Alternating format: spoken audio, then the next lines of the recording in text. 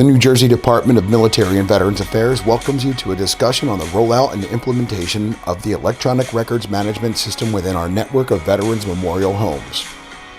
Today we are at the Veterans Memorial Home at Menlo Park with Mike Yonatta, the Assistant CEO. How broad is electronic records management and what all does it encompass? It is as it sounds. It's all of the records for the residents, but in an electronic format. So rather than a paper medium, an electronic medium. So, I mean, it's the entirety of the medical record. Can you talk about the relative timeline and perhaps some of the challenges that you might face?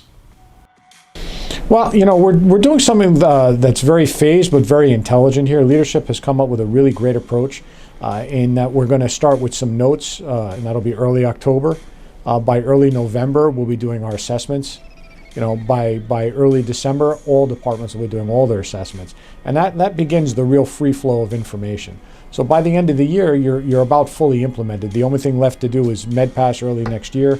And that's something that we're already starting to put the parameters together and already starting to work on. I definitely want to talk about the transition from being paper and hybrid to digital. Can you tell me about how this came about and the process that you guys are going through? Well, DeMava leadership had decided on the product that we're using. It's Net Solutions, and we have been going through a process of teaching everybody how to use the computers, how the functionality works, how to use electronic medical records, reviewing with the staff who've used other medical records in the past, their computer usage, starting with some very basic things like their telephones. You know, how do you send a text, and showing them how they have the experience already with the technology. And then going through step by step and teaching everybody how to use the computer in such a fashion that it'll be more efficient for them and more accurate. What is the importance of switching over to a more modern approach? You know, interoperability is the first thing that comes to my mind, you know, allowing us to not only view medical records in real time, but also be able to assess, you know, how somebody's performance based on the medical record. How are we passing medications? How accurate are we? Being able to get reports out on things like that, be able to look at trends over time, be able to look at trends in real time too. So if we have residents who have needs that are developing, things like further assistance with activities of daily living or increased need for monitoring due to fall risk. We can see these things now in real time and then be able to actually use them to make sure that we're putting in interventions in place to prevent things from happening. From two different standpoints, one from the employee standpoint and one from the resident standpoint, how is this going to affect everyone? Because there's definitely two sides to this, right? There truly are. And at its core, too, electronic medical records are communication tools. And at its true core, by having this enhanced communication, by being able to see things in real time, by being able to understand things, by making sure things are extremely clear. You know, there's that old joke about doctors' handwriting. You no longer have that issue when everything is typed. So it makes things much clearer, much more accurate. It allows the employees to operate in such a fashion that they know everything is to a standard that they can see clearly and understand very easily.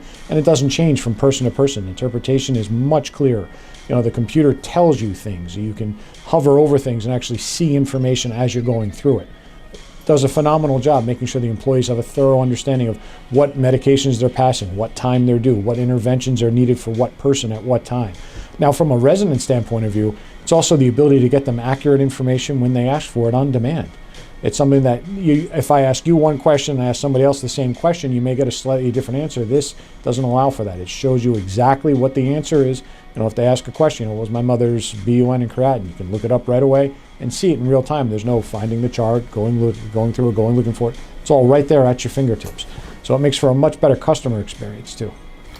You mentioned someone inquiring about their mother or someone who has been given permissions to support that parent or relative in their care. From someone outside looking in, what else does electronics records management do for the home's operations? So it's more accurate information. You know, and sometimes nurses try to be very cautious, so they would rather say to a family member, let me check and find out. Now it's a matter of calling it up and looking at it right there on the screen, right in front of them, and they know the answer of whatever question they're being asked immediately. So, you know, what time did my father go to bed last night? Look up and see what time is documented. Here it is right here. It says 10:15. I mean, it's that quick and it's consistent. There's no ask one nurse one question, ask the same nurse, ask a different nurse the same question and get a slightly different answer. There's no room for that anymore because all the answers are right there, all in one medium, one format that everyone's easy to understand. How is it being received by the home staff members? One of the first things I did is I went around and I asked all the employees, if anybody hasn't used a computer, please come forward. I'd like to sit down with you and teach you how to use a computer. We'll start from just the very basics and get to as complicated as you want to get. Not a single person came forward. As a matter of fact, the feedback that I've gotten from the nurses has been, it's about time, we're excited, we can't wait for this to start, we know this is going to be a great change for us, we know it's going to make our work easier. If I were to go to a computer and I was to open a file, what would I see? So when you open it up, you're going to see a picture of the person that you're going to care for. You're going to see their demographic information, some basic information about them, birth date, allergies, though. What's really nice about electronic information, though, is the speed at which you can see it and the consistency. Every screen looks the same. And what happens is the nurses get to learn where all of the different things are on the screen, where all the different vital information is. So their last vital signs are right there. If somebody had a fever last night on the last shift, there's no question what their temperature was, and you can take their temperature again. It helps you to make decisions clinically. Not based just on science, but also based on the art of nursing, understanding who that person is, because all that information is there for you, and you can talk to the person, ask them, well, how are you feeling right now? And if they had pain the last shift, you can see that they had pain, and you're able to ask them, how is your pain now? So it's pretty amazing. If you're the person in the bed, the nurse is going to have a lot of information that right now they have to flip through several pages to find, whereas an electronic medium, it's right there, right in front of them, at their fingertips. What happened to all those paper records? Paper records are still here and retained as per policy and as per regulation. However, what has to happen is we go through each individual, each person, each medical record, and we make sure that all of that information that's there in the paper medium is entered in the computer, cataloged properly. The best example is when we start to look at medications. Every single medication will be reviewed, make sure that it's current, make sure that the time is current, make sure that it's a medication that is good for the person. And we ask the doctors to review them again, just to make sure that they want to continue with that medication. It's reviewed by the pharmacy. The times are all put in by the nurses and then reviewed again by the consultant pharmacist. So it's a lot of the checks, double checks, triple checks, to make sure that everything is accurate and make sure that we're ready on time. That's what that looks like. What do you see as the biggest hurdle for your conversion process? The biggest hurdle is always the human fear of the unknown. Everybody's anxious to do things quicker, better, faster, easier, but when they don't fully understand things, it takes us some time to explain them so that people are comfortable. Once they get comfortable, they're off and running. But that's always the biggest hurdle, is just making sure that they understand why we're doing it, what we're doing, and making sure they understand that, we're not asking you to write anything differently. We're just asking you to type it instead of write it with a pen. And that's always the biggest hurdle. It's just once we get over that fear, once the staff understands it, they take off. So in the old days, you would have one file for the resident per se. So if one wanted to look at it, that meant if another person wanted to look at it, the second person would have to track down the first person. That's absolutely correct. We were just having a meeting this morning, and I needed to see the care plans of about 9 different people, and right here from my desk, I'd look it right up. Nope, here's my care plan. This is what we're doing. Okay, this is good. And we can sit here and we can have real-time conversations. And whether I'm doing it from my desk and a nurse is doing it from the nurse's desk, and another nurse is at a different desk, we can all be looking at the same thing and working on them in real time. So when someone enters something, let's say I'm a nurse, I make a notation. Does someone have to approve it? What's the process? A lot of things depend on scope of practice. So say when a CNA is documenting on ADLs, that'll be in their section for CNAs and ADLs. When a nurse writes a nurse's note, that'll be in there as a nurse's note. Right? It's no different than a handwritten way. And the electronic medical records follow the same regulations as handwritten medical records. The difference is, so let's just say that a note is written and we want to write an addendum to it. We're able to do that in real time. We're able to just call that right up and write that in. It dates, stamps, and times every note, and so we know exactly who wrote it, what time they wrote it, and you can track these kind of things too. So let's look at care planning. When we add a new intervention to the care plan, we're able to add that intervention and then make sure that it's communicated out immediately, so that any other nurse can look at it right away and see it right away. What is an ADL? activities of daily living. So that covers things like getting dressed, bathing, eating, things that you would normally do that, you know, everyday people take for granted. As we age, you need more and more assistance with that. You know, and if you think about it, that is really the number one thing that we do here, is help everybody, support them in such a manner so that they can be out to enjoy whatever it is that they want to enjoy. Can you tell us a little bit about yourself, about your schooling, and about your background?